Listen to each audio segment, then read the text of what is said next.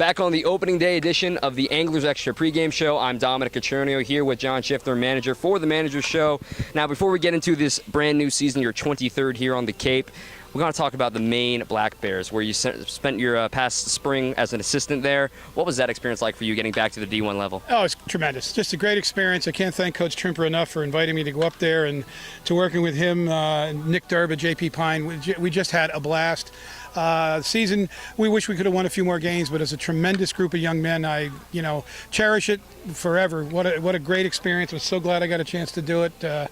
State of Maine is awesome. It's cold, I'll tell you that. It's real cold up there, but it was a fantastic experience. It was more than I expected.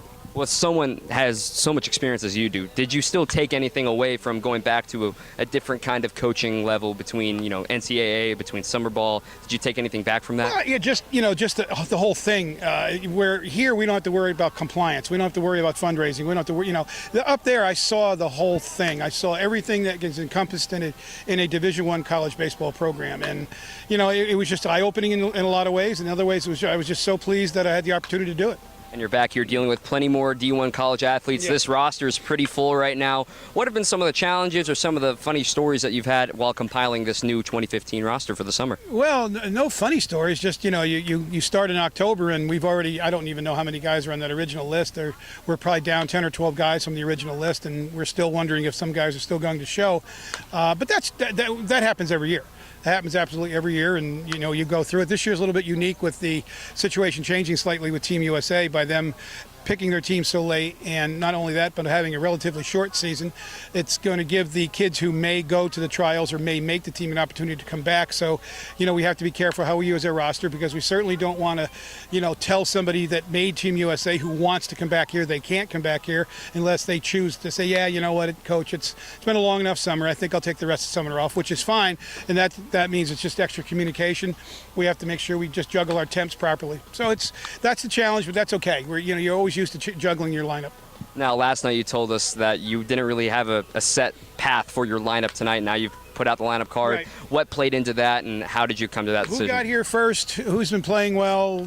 Temp players that will not be here by the end of the week.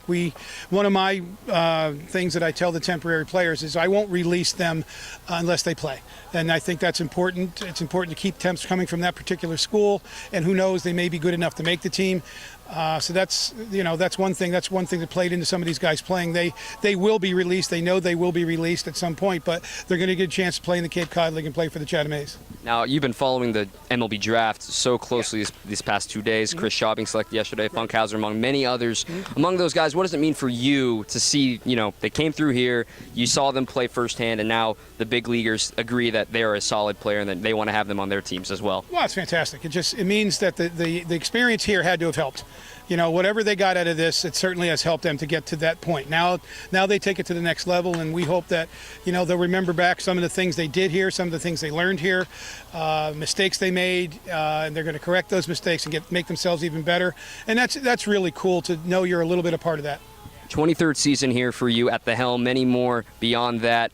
Is there any opening day jitters, or what's the feeling like for you as it's been so special for you over the years? Well, there's always the opening day jitters because it's the opening day, and you always want to make sure that you're putting out a good product. And I think watching these kids in the practices we had the last 5 or 6 days, that we got a pretty good group of kids who work very hard. We got some pretty talented players. So let's see what happens at the end of the summer.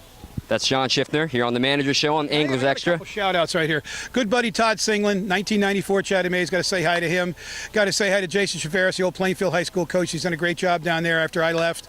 And we got to wish congratulations to former assistant Alex Kokel, little baby boy Colin, born 4 days ago. Congrats to everybody in order. The shout-outs coming from Schiffner. He's got it all for you here on the Anglers Extra pregame show. Schiff, thanks for joining us. Thank you, Dominic. That's it for us down here. Johnny, what do you have for us in the booth?